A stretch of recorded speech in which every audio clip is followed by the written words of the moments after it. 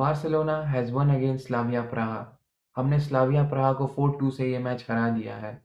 4-2 score line सुनकर आपको लग रहा होगा कि it was a comfortable victory for Barcelona, but actually it was not at all a comfortable victory.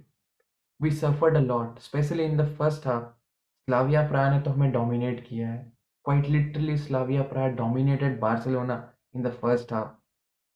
हमारा defence all over the places था फर्स्ट हाफ में। हमारे मिडफील्डर्स खुद को इस गेम में इन्वॉल्व नहीं कर पा रहे थे accept Frenkie de Jong.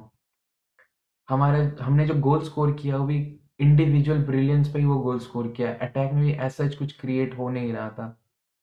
So it was a below average performance from Barcelona in the first half. And I mean हमारा डिफेंसिव एबिलिटी, हमारा डिफेंसिव गेम हर मैच के बाद और बुरा ही होता जा रहा है। इम्प्रूवमेंट की जगह बद से बदतर होता जा रहा है। पूरे सीजन हम डिफेंसिव डिफेंसिव वाइज वल्नरेबल रहे हैं, बट इम्प्रूवमेंट दिख ही नहीं रहा इस टीम में। हम लॉन्ग बॉल्स पे बीट हो जाते हैं, हमसे एरियल डुअल नहीं जीता जाता, हमारे पास लंबे डिफेंडर्स नहीं है जो एरियल बॉल्स जीते। एंड आई गेट इट कि ये एक बहुत इंपॉर्टेंट मैच था, इंपॉर्टेंट 3 पॉइंट्स था, इंपॉर्टेंट विक्ट्री थी। So I am happy, a win is a win, it's all good कि हमने ये मैच जीता, 3 पॉइंट्स लिया and now we are 9th in the Champions League table. But come on, we were playing against Slavia Praha. With all due respect to Slavia Praha, Barcelona are expected to win comfortably against Slavia Praha. हमें ये matches comfortably जीतना चाहिए। इस match में हमें comfortably जीत कर अपना GD better करना चाहिए था, बट हमने खुद से अपना लाइफ इस मैच में मिजरेबल बनाया।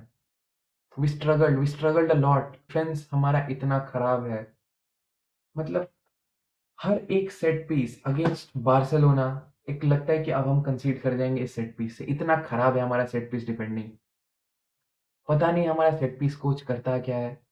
ना हमें सेट पीस लेने आता है, ना हमें सेट पीस डिफेंड करने आता है।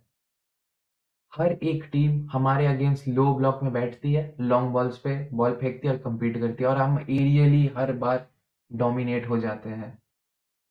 हमें कोई भी टीम आती है एरियली डोमिनेट करके चली जाती है।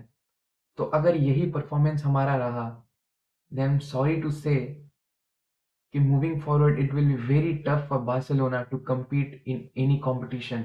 क्योंकि ये स्लाविया प्राहा थी जिसके अगेंस्ट हमने एक हाफ के अंदर 2 कॉर्नर से गोल कंसीड कर दिए। अभी बड़ी टीम आना बाकी है, हमें अभी बड़ी टीम और खेलना है। आर्सेनल आएगी जो कि सेट पीस किंग है, इंटर, मैन सिटी, लिवरपूल, ये सब हमें खोल के रख देगी। हमें एक हाफ में 6-6 गोल मारेगी सेट पीस से। इतना ज़्यादा वल्नरेबल हम दिखते हैं सेट पीस पे। इस सेट पीस डिफेंडिंग और डिफेंसिव इश्यूज को एड्रेस करना पड़ेगा, सॉल्व करना पड़ेगा, तभी हम जीतेंगे, वरना हम नहीं जीतेंगे। हर बार आउटस्कोर करना अपोनेंट को, इट्स नॉट गोना वर्क। क्योंकि ऐसे बहुत सारे दिन आएंगे, जैसा दिन हमारा रियल सोसिएदाद का अगेंस्ट गया था। हम अपने चांसेस को बरी नहीं कर पाएंगे, तो तब आप अगर ऐसे चीप गोल कंसीड करेंगे, तब हम कोई भी कंपटीशन में डीप नहीं जा पाएंगे। So it should be resolve and it should be resolve quickly. और हमें डिफेंडर चाहिए डिफेंस में। हम लेकर आते हैं जोआ कैंसेलो, जिसका डिफेंसिव एबिलिटी और रद्दी है। एक तो जूल्स कुंडे राइट बैक खेलता है और हमने लाया कौन है बैकअप में, जोआ कैंसेलो। तो आई डोंट नो मैनेजमेंट भी क्या कर रही है। एक लंबा सेंटर बैक चाहिए क्योंकि हम डिफेंसिवली हर बार डोमिनेट हो जाते हैं। इन्होंने क्या लाया, राइट बैक। तो इधर प्लेयर्स को स्टेप अप करना पड़ेगा या फिर मैनेजमेंट को एक सेंटर बैक लाके देना पड़ेगा, वरना डिफेंसिवली हम दिख नहीं रहा कि हमसे कुछ अच्छा होगा, क्योंकि हर मैच के बाद हम और खराब ही कर रहे डिफेंस में। तो अगर इस मैच का बात किया जाए तो डिफेंस को हम हटा देते हैं, क्योंकि डिफेंस तो हर मैच में सेम चीज़ है। चांसेस कंसीड करते हैं, गोल्स कंसीड करते हैं, तो डिफेंस को हटा देते हैं। जॉन गार्सिया पे बात करते हैं। तो John Garcia had an average game, उसको कुछ करने के लिए ज़्यादा था नहीं इस मैच में। बट आई स्टिल थिंक कि पहला जो गोल हमने कंसीड किया उसमें जॉन गार्सिया कुछ कर सकता था। बट इट्स फाइन कि रद्दी डिफेंस है हमारा, डिफेंस में कोई इम्प्रूवमेंट है नहीं, तो डिफेंस को हटा ही देते हैं क्योंकि वो हर बार हमें लेट डाउन कर रहा है। आते हैं मिडफील्ड में। तो मिडफील्ड में फ्रेंकी डियोंग, बार्सिलोना के लिए पिछले 5 मैचेस से जो खेल रहा है, फिनोमिनल। हर match 8, 8.5 out of 10 performance deliver कर रहा है, हर match, and he is overshadowing Pedri. And Pedri का ये मैच ऑफ था, अब मे बी इंजरी के चलते, क्योंकि बाद में वो इंजर्ड हो जाता है, बट पिछले 2 मैचेस से पेद्री ऑफ दिखा है। एल क्लासिको में भी उसका उतना परफेक्ट गेम नहीं था, जो हम एक्सपेक्ट करते हैं पेद्री से, उस लेवल का गेम नहीं था।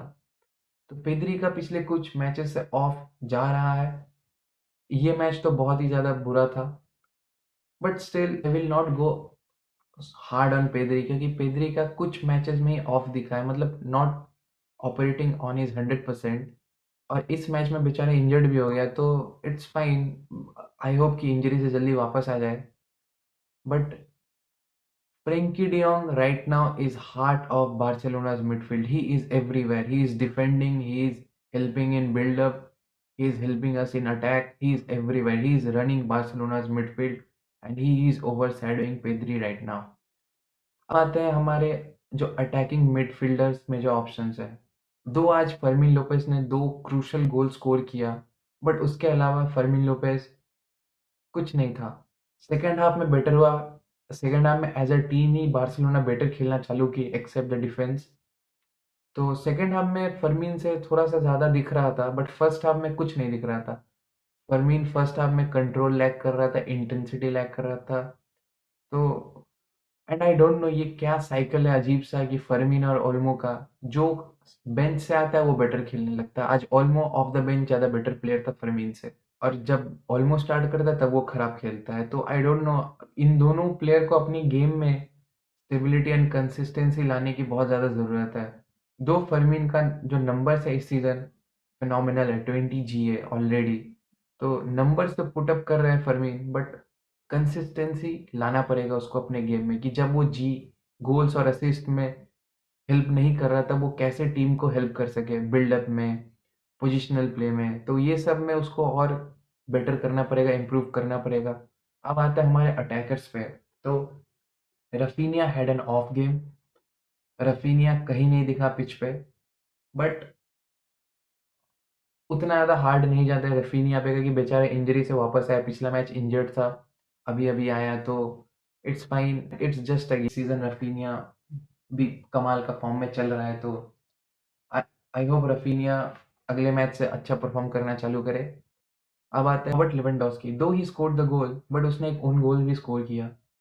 बट आपको क्लियरली दिख रहा है कि रॉबर्ट लेवेंडोस्की का time at Barcelona it's over. मतलब अभी उससे 90 minutes each and every game expect करना is madness, and you can not count on Robert Lewandowski. आपको दिख रहा है कि उसका रिएक्शन स्लो हो चुका है, फर्स्ट टचेस खराब हो चुके हैं, भाई के पास जब बॉल जाता है तब स्लो कर देता है अटैक को। तो अब वो सिर्फ ड्रेसिंग रूम में एक बड़ा फिगर है, एक सीनियर फिगर है, इसी के चलते वो है। आप उस पे काउंट नहीं कर सकते। हाँ, आप उसको ऑफ द बेंच 1-2 मैच में इधर-उधर खिला दे, 25 मिनट 20 मिनट में, अगर आपको कुछ एक्स्ट्रा फैक्टर डालना है टीम में, एक एरियल थ्रेट डालना है, तब आप डालें रॉबर्ट लेवेंडोस्की को। उसके अलावा रॉबर्ट लेवेंडोस्की कुछ ज़्यादा ऑफर कर नहीं रहा। अब आते हैं रूनी बरदाजी पे। तो रूनी बरदाजी हैड एन गोल्डन अपॉर्चुनिटी। आज वो उसके पास सारा अपॉर्चुनिटी था कि वो प्रूव करे कि he is not only just a bench player, a squad player, a substitute of Lamine Yamal. He can actually be in the starting 11 and play alongside Lamine, but he failed to do that. And I was expecting a lot from Rooney Bardghji, but उसने कुछ नहीं किया इस match में। उसका total of game था आज, and उसका जो सब्स्टिट्यूशन था वो भी जस्टिफाइड था, क्योंकि जब रैशफोर्ड आया, Rashford was more threatening, and Rashford इस सीजन ऑलरेडी 19 जीए पर है। तो Rashford is putting up some amazing number, but Rashford intensity and pressing lack करता है, और थोड़ा सा कंसिस्टेंट हो जाए अगर फिनिशिंग में। तो अगर रैशफोर्ड ये 3 चीज़ों में इम्प्रूवमेंट ले आए, तो रैशफोर्ड अनस्टॉपेबल बन जाएगा, and then we can count on Rashford on regular basis. अभी रैशफोर्ड से लगता है कि क्या पता डिलीवर करे या ना करे। तो रैशफोर्ड का ओके ओके गेम था, अच्छा खासा गेम था, not okay okay, it was good from Rashford.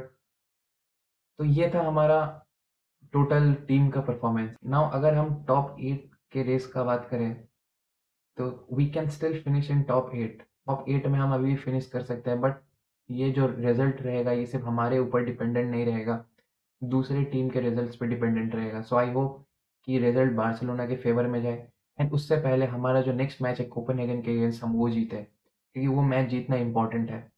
और उस मैच में हमारे पास पेद्री नहीं रहेगा, कि Pedri is out injured, Frenkie de Jong missing क्योंकि येलो कार्ड एक्यूमुलेशन के चलते वो नहीं रहेगा अवेलेबल, तो हमारा ऑलमोस्ट द बेंच मिडफील्ड आता है वो रहेगा। तो it will be a challenging game, but I hope कि बार्सिलोना जीत जाए, क्योंकि लामिन यामाल वापस आ जाएगा। एंड और अगर हमारा अगला 5 गेम आप देखें तो it is somewhat easier fixtures, and I hope कि हम वो मैचेस जीत जाए without Pedri and Farhan Torres, क्योंकि फरहान और पेद्री का इंजरी थोड़ा-सा कंसर्निंग है। और they are, you like it और नॉट, कि फरहान टोरेस है अभी one of the important player, वो स्कोर कर रहा है आपके लिए, ऑफ द टॉप गोल्स वही स्कोर कर रहा है, तो he is important and Pedri is obviously important. तो आई होप कि बार्सिलोना टॉप 8 में फिनिश करे एंड अगला जो 5 मैचेस है वो हम जीते। Please comment your opinion about the matches, about this top 8 race, कि कौन आगे जाएगा कौन नहीं जाएगा। एंड प्लीज़ लाइक करें, सब्सक्राइब करें। Thank you.